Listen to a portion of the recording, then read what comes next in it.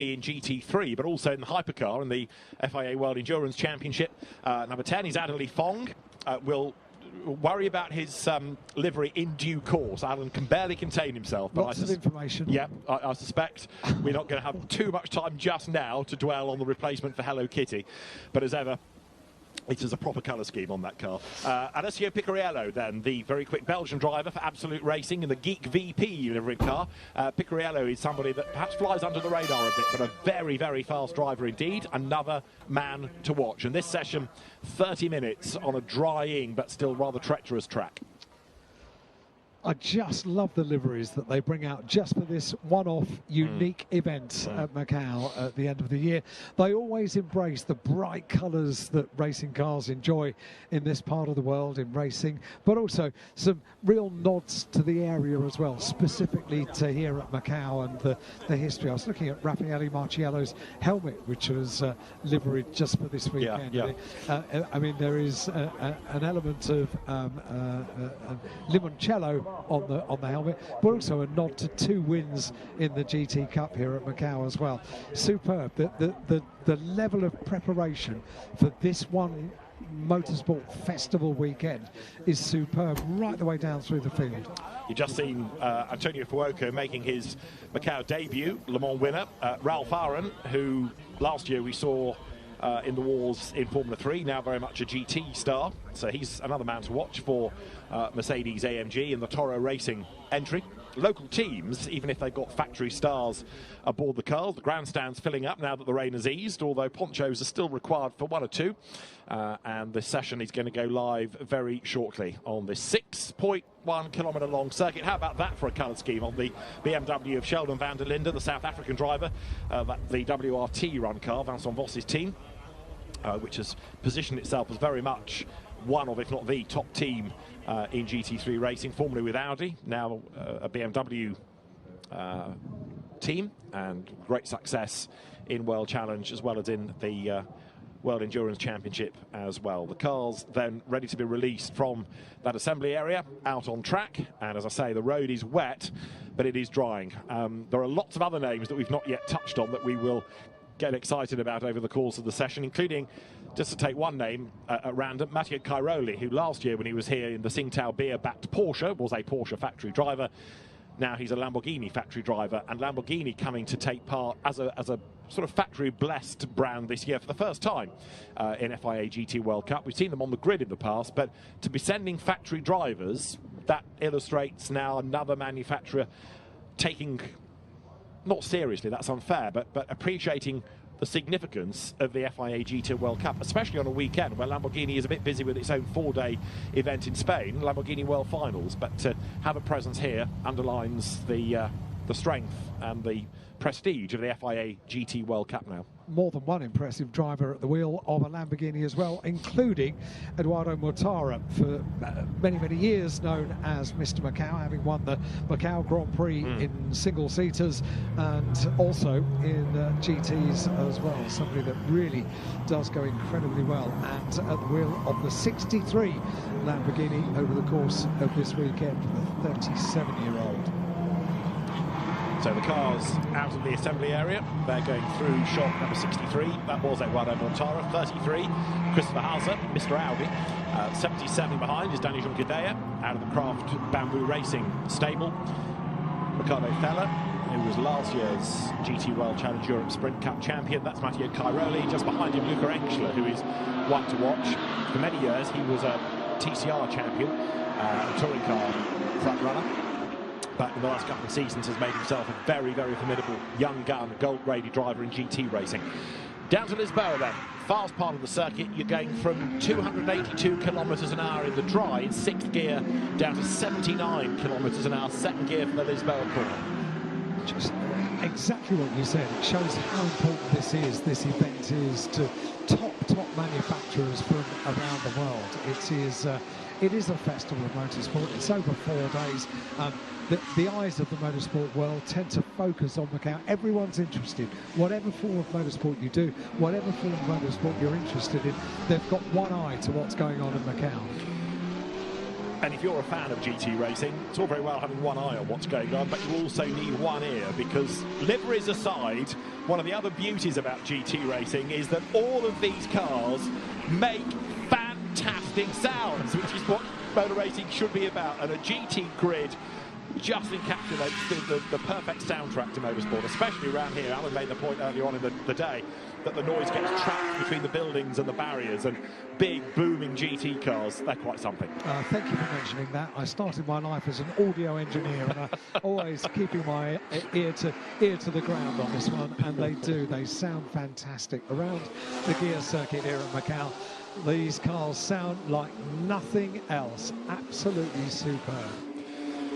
And it is, as we've made the point, a stellar cast. So we'll start to see what the lap times look like. Last year, it was very much a Mercedes benefit, because the Mercedes beautifully sorted, so they had all the grunt in what you might call the open part of the circuit. So really coming out of Fisherman's Bend all the way down to Lisboa. How sideways the cars get. Whoops, that's going to be a blockage because there's a spin and the road is blocked, and that's at low speed, just a bit too energetic on the throttle. The car loops sideways and there's nobody to come through there, so red flag, I fear, might be coming, because we've got the BMW trying to get going. Is it BMW or Porsche? Porsche. Trying to get going, but there's a whole queue of cars, and the danger is now that people stall, so the deer in the background, people arriving a bit too rapidly. If they can get that car moving, the road will flow. Let's see what happens. Red flag, just, I think, as that car set off. Yeah. Murphy's Law, isn't it? Yeah, it is a bit. So you can see, just putting the power down in the BMW, and the back steps out, and then just a little bit too much in the Porsche. Glances the barrier, can get the car turned around, but it's unfortunately caused an inevitable problem. I think that might have been Lawrence Van Thor. Lawrence Van Thor, I think you're right, getting it sideways. Before all of that, I was trying to say something about Mercedes, wasn't I? Oh yes, that's right. That, if you like, from Fisherman's Bend all the way around to Lisboa, they had all the grunt to be able to stretch the margin. The field caught up over the rest of the lap, where it was too narrow to overtake, so they were able then to storm away at the end of the lap. Qualifying is going to be very, very important, but it's interesting to see if any of the different manufacturers this year can take on Mercedes, which did last year seem to have just the perfect car for the gear circuit. Marciello was not just good last year, he was superlative. He was quickest in qualifying, won the qualification race, and won the Macau GT Cup as well. It was just supreme from Marciello. And in a way, if you're going to be leaving a manufacturer and going to join another manufacturer, which happens so much in the world of GT racing, doesn't it? But it's nice to go out with that kind of ultra dominance. It was just a superb weekend for Raffaele.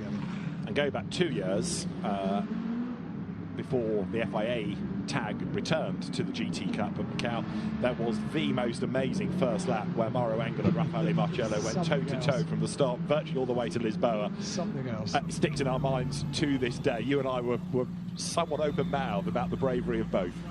And we're able to talk to Mauro Engel about it a few weeks hence, weren't we? And yeah, he was still smiling as well. Yeah, he was. It was something to absolutely savour. Beautiful. There he is, Mr. Macau, Eduardo Matara in the Lamborghini, just being pulled back into place. So they've all learned something, haven't they, on this opening lap? Yeah. Don't bury the throttle, would be the main thing. Going to be a bit tricky in various areas, particularly coming out on the Macau hairpin, which, if you bear in mind the size of these GT3 cars, it's not the work of a moment anyway to get the car turned around the Macau hairpin, to thread the car around the eye of the needle, and then to just feed in the power gently in these conditions just adds another thing to worry about. So Ferrari represented here this season as well, with Daniel Serra as well as Antonio Fuoco. Daniel Serra for Harmony Racing, Antonio Fuoco for AF Corsa, which is sort of the unofficial factory team, isn't it, Amato Ferrari's team. That Mercedes with the Spark Models colours of Jules Gounon, who had a pretty torrid time here last year, couldn't get the car to do what he wanted, but he is back with a point to prove, as is that man, Mauro Engel, who wants yet another win. He switches teams this year. He goes to GMR, the Gruppe M team, and Craft Bamboo Racing, Darrell Young's team, Jules Gounon and Daniel Junqueira. There's Edo Mortara's Lamborghini. We are about a minute and a half away from getting the session back underway.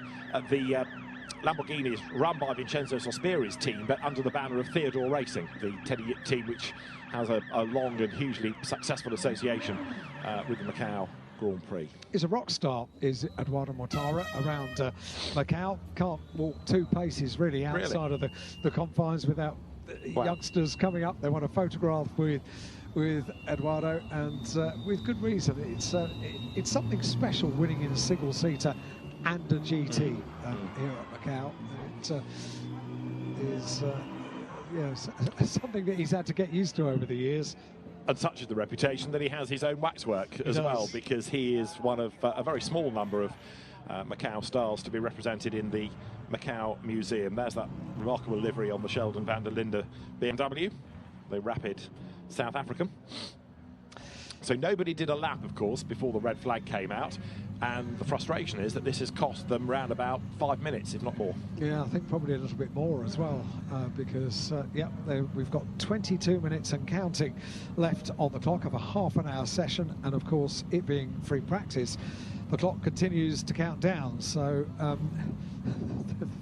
they've got a huge amount of experience. They know not to go silly now, because with a little bit less time, that would be the urgency would kind of suck you into another mistake, which they can't really afford to have. Yeah, except the clock did stop. Did it stop? Because 26 got back to 26 minutes. Yeah, so slightly puzzled. Anyway, that's good, because it gives us a bit more mileage for GT drivers. Yes, please. Yeah, can't argue with that. Quite like that. Indeed so. Down the pit lane they all pour then. Let's try and pick out 1 or 2 more names. 566 then of the OE, the Porsche. Do you think someone in race control said, I quite like these? No one will notice. We'll just pop it back to where it was.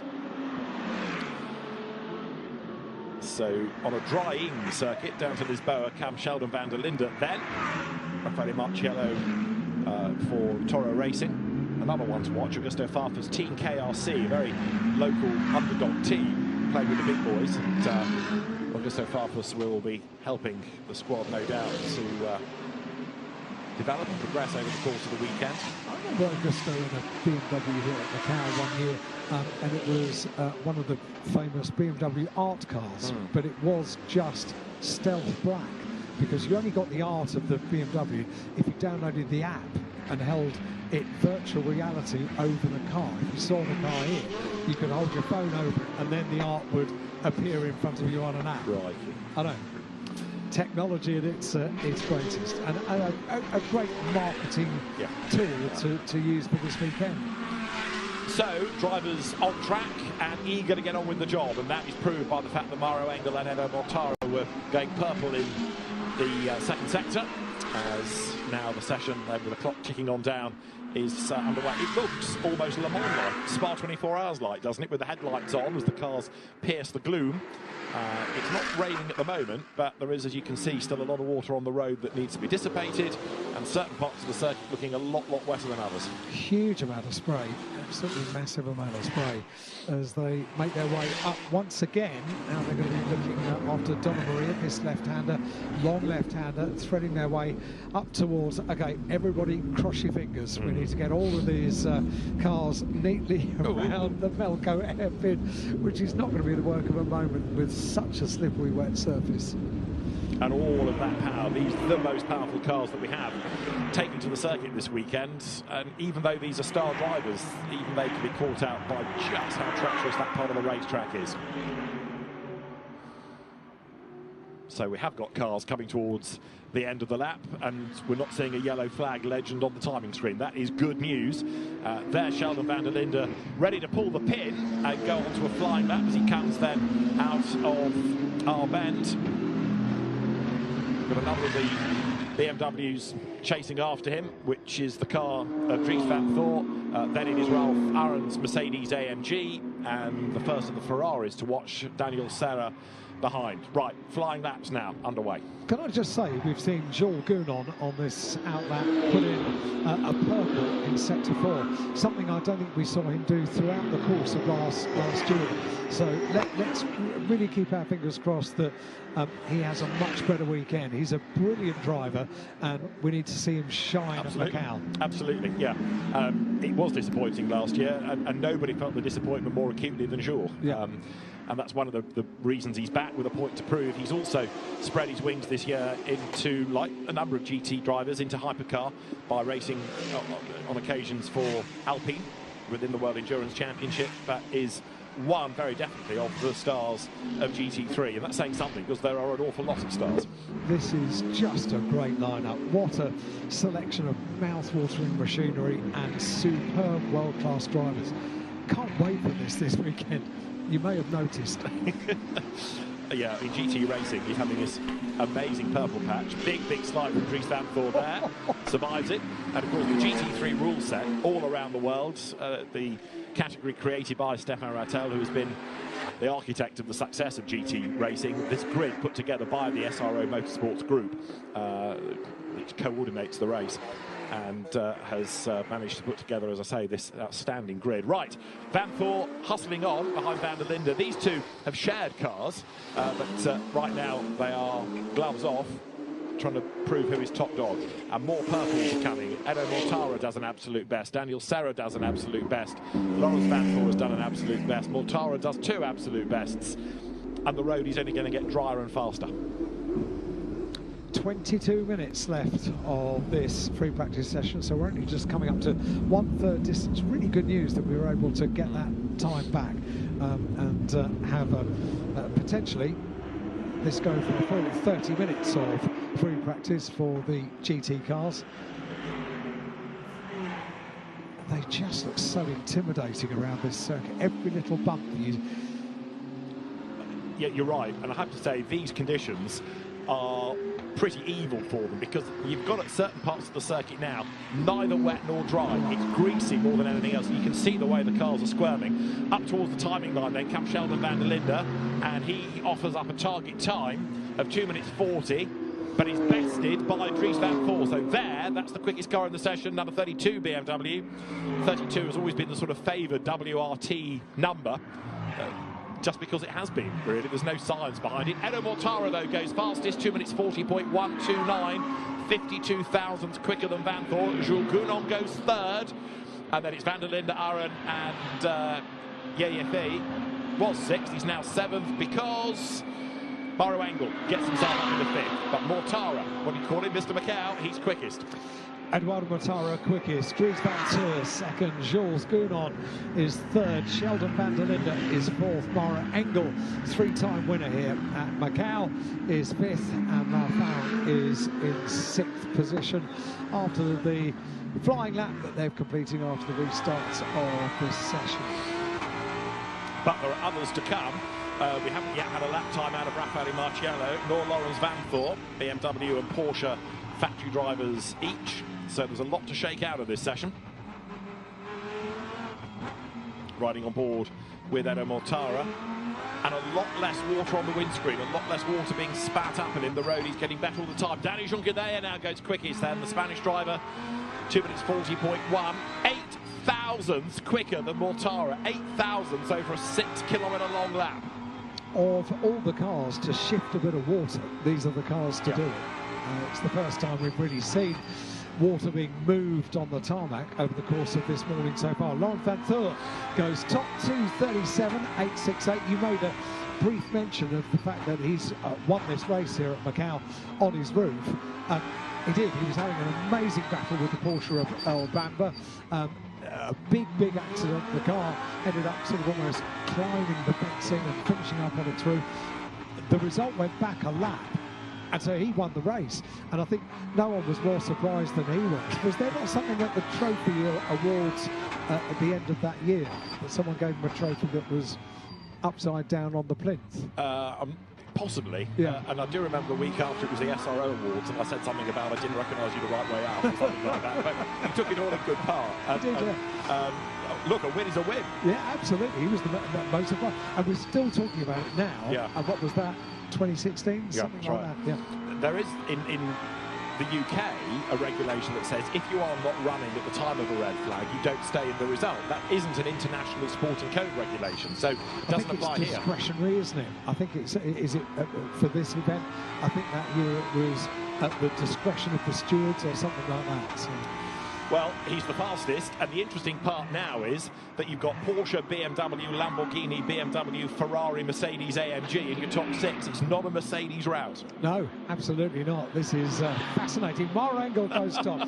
Three-time winner, yeah, as soon as you say. A 2:37.4 for Mara Engel, who is supreme around here. We can say it about so many of the drivers, but Mara Engel, over the course of the years, has been brilliant. Yeah. And he comes here as this year's GT World Challenge Europe Sprint Cup champion, and this is the ultimate sprint, isn't it? So it puts him in good stead. It is. I love this form of GT racing. A sprint race for these cars is just brilliant. It amalgamates everything that I love about racing. So it's like a touring car race in length, but it's with GT cars, and around this circuit, this is perfect. And proper people in them as well. Yeah. So really, really impressive drivers. So Maro Engel is the fastest then. You're looking at him. He's another, as Alan Hyde has made the point, Macau maestro. So he knows exactly where to position that car. Raffaele Marciello, incidentally, last year's winner of the Macau GT Cup, has just gone 11th.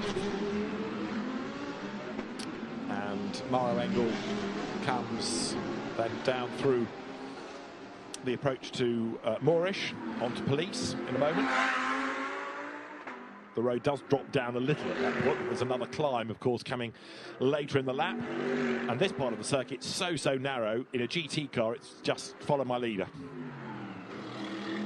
All right, through Moorish, then to Police. Short straight, another sharp right. And a climb up the road as well here. And then the run to Donna Maria. So Maro Engel fastest by 0.4 of a second.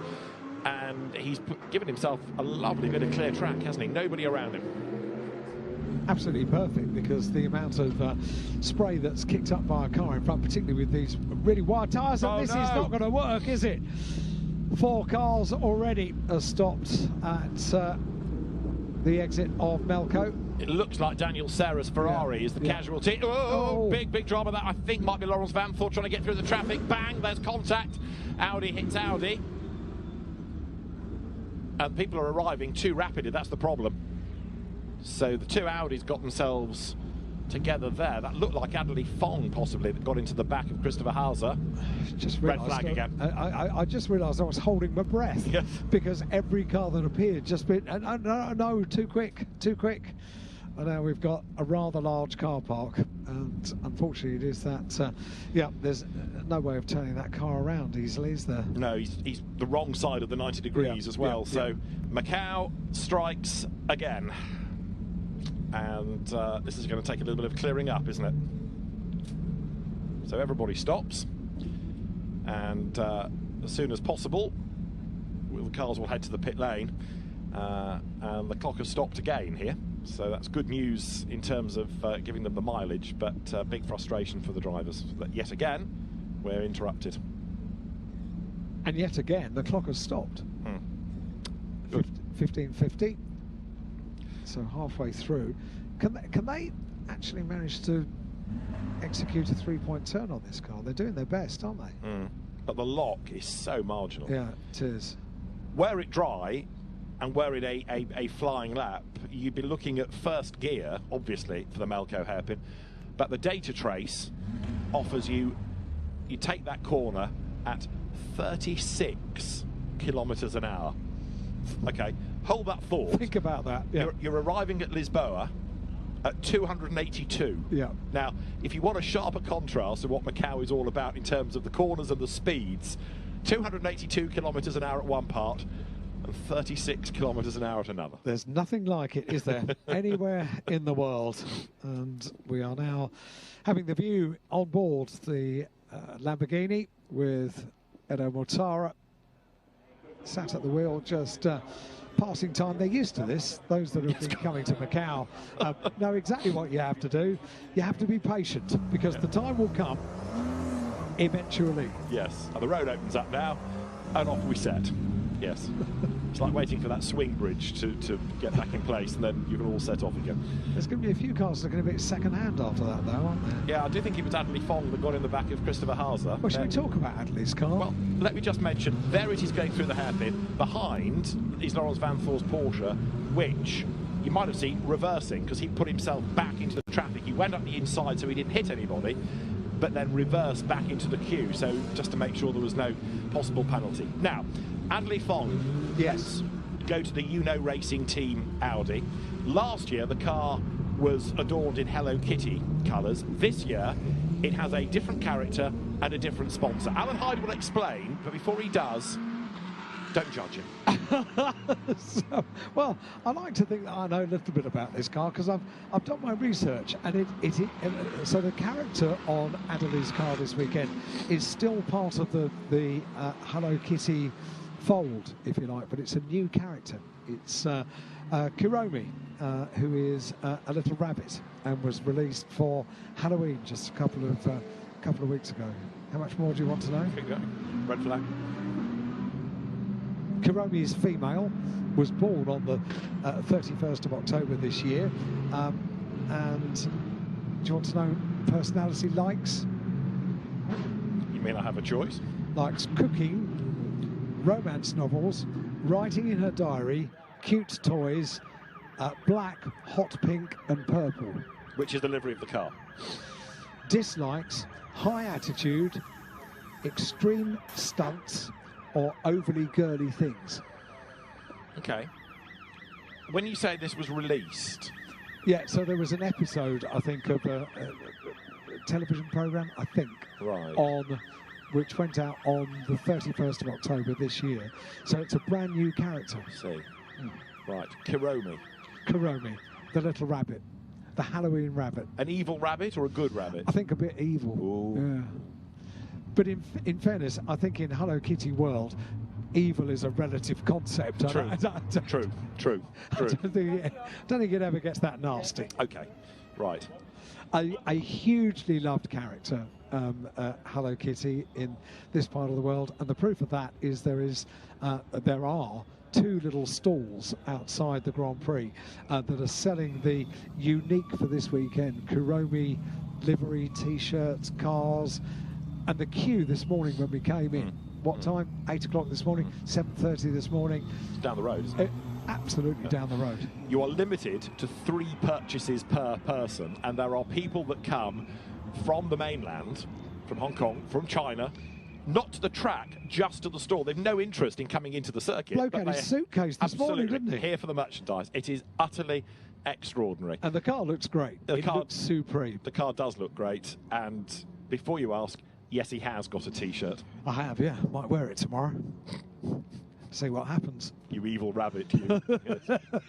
Adley Fong, who is carrying the colours of Kuromi, is 20th, but we haven't really seen the best out of him nor the rabbit. The team's then ready to send the cars back out on track. The good thing is there's no damage, so it's purely that the cars need to be sent. Matt Harvey there, the engineer, looking at Danny Juncadella and saying, you look at me, and when I drop my hand, that's when you need to go. The Australian engineer saying, we're nearly ready, 10 seconds before the session is back underway. And the lights will go green at the end of the pit lane any second, so that will get the cars released for Craft Bamboo Racing. Come on, Matt, drop your hand. Green flag is shown at the end. Go! And that's the launch. But you can see the importance. Get out early, maintain track position. You do not want to be in a queue of cars. So twice we have had a problem during this session, and both times on the exits of Melco, which is amazing because they're not having problems elsewhere. It's just on that one little extreme pitch point on the circuit. Yes, with these huge cars. You could argue, couldn't you, that it's one of the ironies of the day that the category in which we've had more dramas are the ones with the manufacturer-paid, contracted drivers, some of the real pros of the sport. It's true. Such fun. Now, 15 minutes still on the clock, and third time lucky, really. Now the drivers still haven't had a proper stint, have they? They still need to get in a proper run programme out of this session. The road is drying all the time, and in fairness, it is tempting to believe, isn't it, whether it's this or any other category on track that we've had today, that you're not really going to do too much. If the car's not ideal in these conditions, you can live with that, because you know that when you need it, it's going to be dry. Just don't hurt the car on day one. It's a 4-day meeting. Today is free practice day. Tomorrow is qualifying day, and then we have qualification races on Saturday and the big races on Sunday. Imagine if you damaged the car today of all days, and then with the forecast for the weekend is that we're going to have really good weather on Saturday and Sunday, dry conditions. You've kind of spoilt the weekend. What for? For nothing, really. Yeah, I mean, if you've got to qualify in the wet, then okay, you do need the car to work, but then you're chasing a different setup for race day. 14 minutes on the clock. Sheldon van der Linde is the fastest now. We didn't see the lap time being confirmed, but he is quicker than Mauro Engel. So it's van der Linde, Engel, Van Thorp, Dries ahead of Lawrence.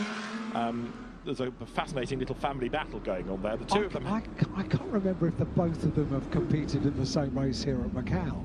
I thought they did last year, but I need to double check. Yeah, you may well be right, but it's only just crossed my mind. I know we've had either or, and I wasn't sure that we'd have them both, but you've got the result. You'll have it there. We've got 13 minutes and 20 seconds of this session remaining, and what a treat it is. What an absolute joy it is to see these cars out around the circuit here at Macau. I reckon you're going to say no.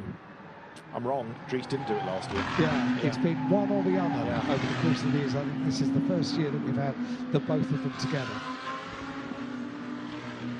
Well, bearing in mind that they're third and fourth in the times are pretty close, therefore, to one another, this bodes for something. Bearing in mind that, was it 2 years ago in the Nürburgring 24 hours, they made contact. Lawrence was not going to give up the place, and he ended up crashing out. I think Dries went on to win the race that year, but they certainly came not to blows. That's unfair, because they get on very, very well. They even have their own podcast, the pair of them sit and host.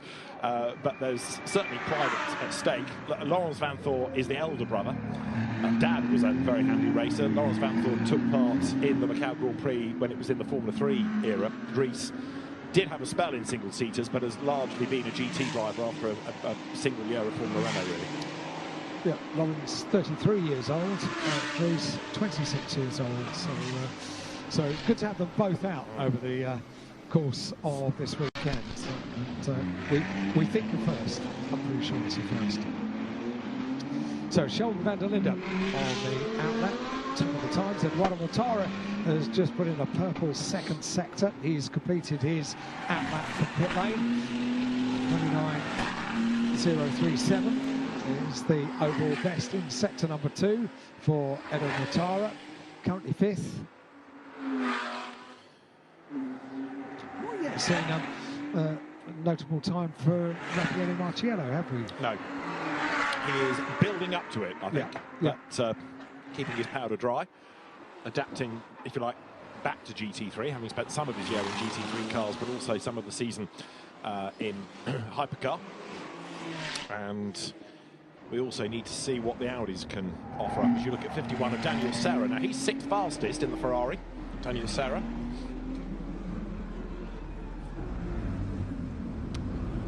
With 11 minutes on the clock in this interrupted session. Edo is pushing on as well, so he's now gone purple in sector 3 as well. Lawrence Van Thorp has put in purple in the first sector. So Mortara then sector 4 as well, purple sector 2, purple sector 3, purple sector 4 for Edo Mortara in the Lamborghini, and just waiting for the completion of the final sector for Edo Mortara in car 63, coming up to the completion of the lap with Lawrence Van Thorp going purple in the first 2 sectors as well, and Serra goes top, so Daniel Serra goes to the top of the times, and then Edo Mortara, top of the times, 2:35.149. So Mortara, top of the times in the Lamborghini. Daniel Serra goes second, and let's have a look what Lawrence Van Thorp is doing, because he has dropped down to 9th, but he has gone purple in the first 2 sectors. So Lawrence Van Thorp, well worth looking at, personal best in sector 3. Mortara to the top of the times, just under 10 minutes in the final third now. And Yefi's Ferrari up to fourth now. Alessio Picariello was fifth, but Augusto Farfus has gone ahead of him. Lawrence Van Thor is a man on a mission, though, because, as Alan's been saying, he's got two absolute bests and a personal. So that lap is being built together quite nicely.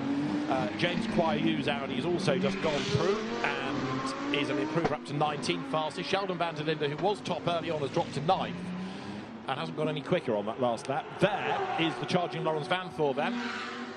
Had another improvement out of the traffic, but Van Thor, with 2 corners to go, is 2.7 seconds off the top time. And here, the Porsche, which comes out of the Absolute Racing stable, no traffic around to get in the way, looks good. The Tsingtao Beer entry is brewing up nicely for a good time, I would suspect. As he comes then out of the R bend. Enno Mortara quickest on a 2:35.149. Van Thor goes quicker still, 2:34.9. So Lawrence Van Thor, best time of the day, the first driver into the 2:34s. Mega. And Mortara has been taking those purple sectors away from Van Thor. So Enno Mortara is once again putting in purple sectors. Sector 2, he's gone purple. Sector 3, he's gone purple. Hang on, we need to rein this in. This is only free practice. What are we doing here? Exciting already. So Lawrence Van Thor goes to the top of the times with a 2:34.9. Mortara is full sector was not even a personal best for Mortara. Has he backed off a little bit on this lap? We shall see. There's traffic up the road. You're riding with him. I'm trying not to be a party pooper here, but I think a lot of the shuffling of times is down to the road drying out, rather than any one driver or any one brand having an advantage. And it's tricking you at the moment. There's no clear pattern. People are going quicker as the road evolves around them. Over the line goes Mortara, goes back to the top though, so he may have had one rogue sector, but a 2:34.0 means he is a whopping 6/10ths quicker than Daniel Serra, who is up to second, and that means that Mortara to Van Thor is 9/10ths. That's how much the road is drying now. Danny Giacomello has just gone fourth, so good luck for Danny, the Spanish driver. And yeah, party pooper. Don't like that idea. Sorry. It's drying. Well, it is. But you're right, yeah. And that's why you're seeing not only the lap times come down, but the margins between them. You know, Van Thor is a hero. A lap later, he's 9/10ths off, and he's down to fourth. But he'll get back up there on his next dry lap. He will. 7 minutes remain of this session, and these cars will be back out at local time at 2:35 this afternoon for another half-an-hour session. The good news is they've gone.